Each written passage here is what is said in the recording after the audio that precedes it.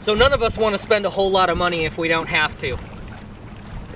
One of the best ways to do that is to catch your own bait.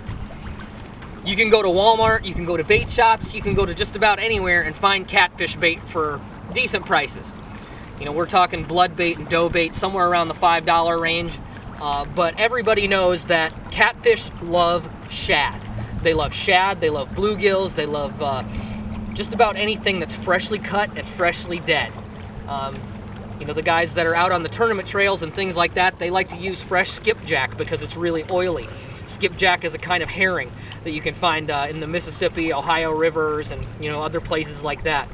So today we're going to kind of give you a little bit of a tutorial on where to find these cast nets and how to use them. Where I found this one was at Walmart. You may not find cast nets in bait shops. One of the reasons is because they don't want to put themselves out of business. They want you to keep coming back and buying their bait. So we went out to Walmart and we bought this cast net. It's a Super Spreader brand. It's the RS 750 series. It's got a 20-foot floating hand line.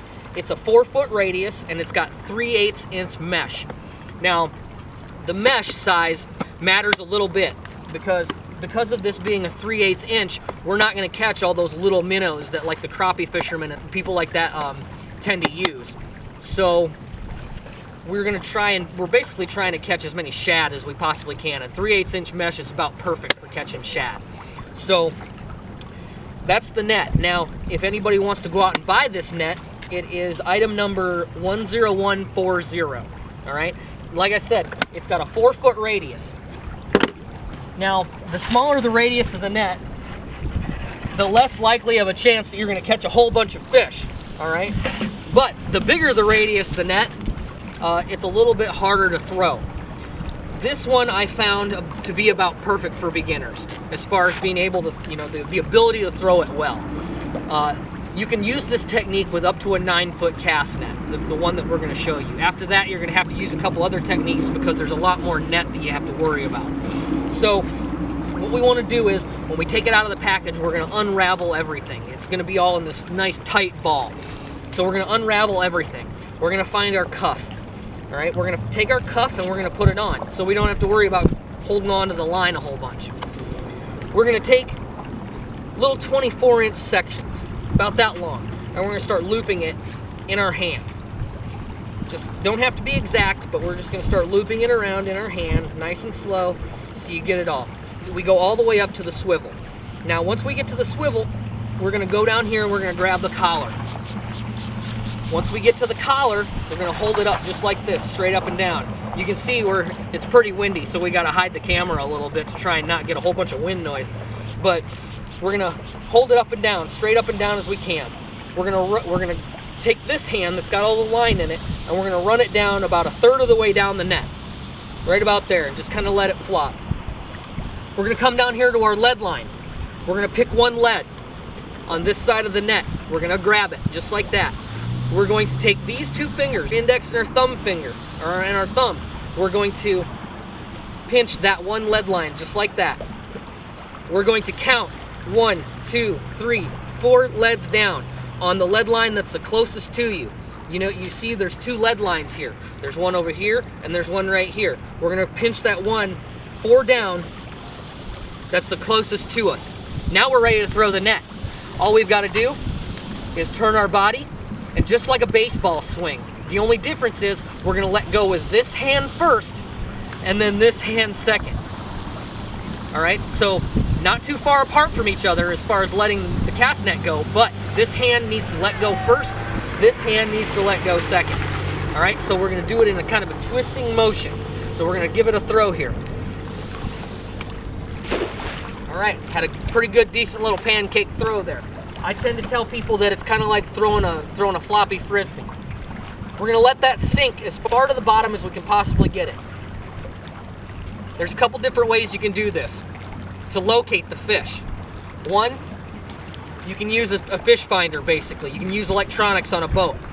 Obviously right now we're not on a boat with electronics, so we want to use a little bit of common sense. Right now the wind is coming in from the east. It's blowing from east to west, and it's blowing up onto this shore. What the fish tend to do is, as especially shad, they try to find these little wind-blown areas that are kind of slack water areas, so they can go up in here and they can eat all this stuff that's getting blown up against this wall. That's why we can find shad here. The other way, we can look for shorebirds, seagulls and stuff like that.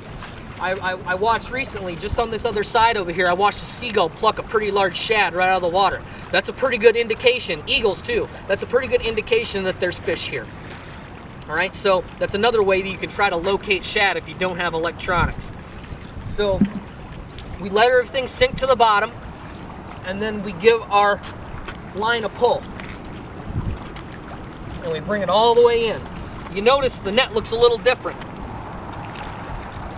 The net looks slightly different, all right? We've got all of our monofilament line out here, and all of our leads are tucked right up nice underneath that net. That's how you catch the fish with one of these cast nets.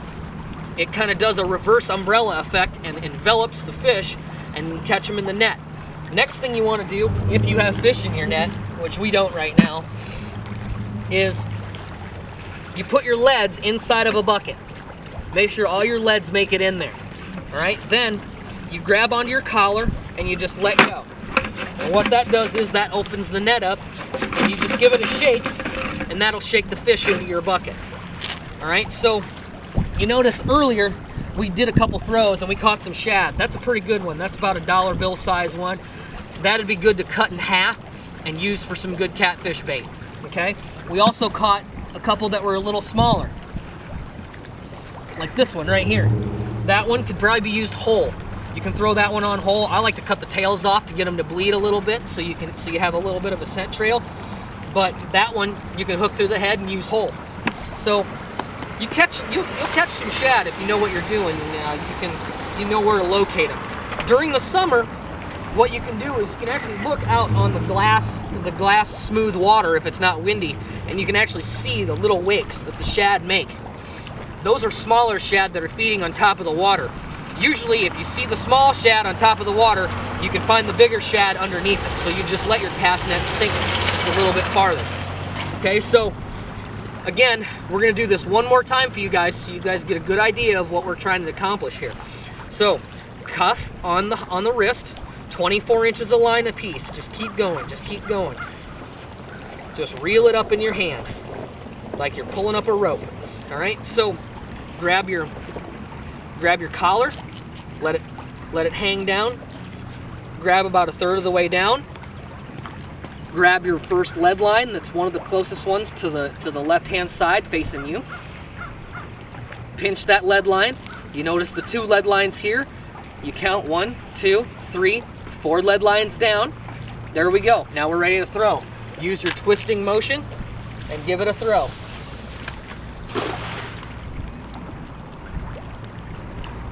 Let it sink to the bottom, and then start pulling it in. Well, no fish in that one either.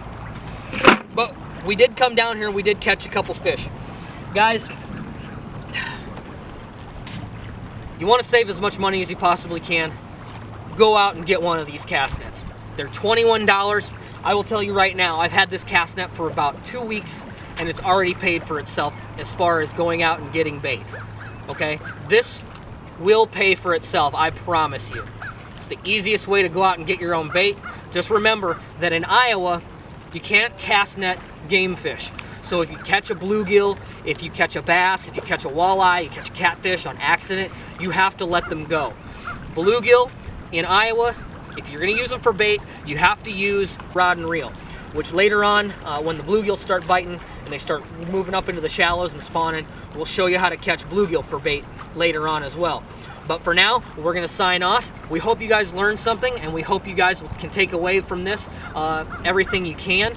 We're gonna try and save you guys some more money later on to show you a little bit more about how we go about getting bait, particularly for catfish. So we hope to see you again in Iowa's Outdoors.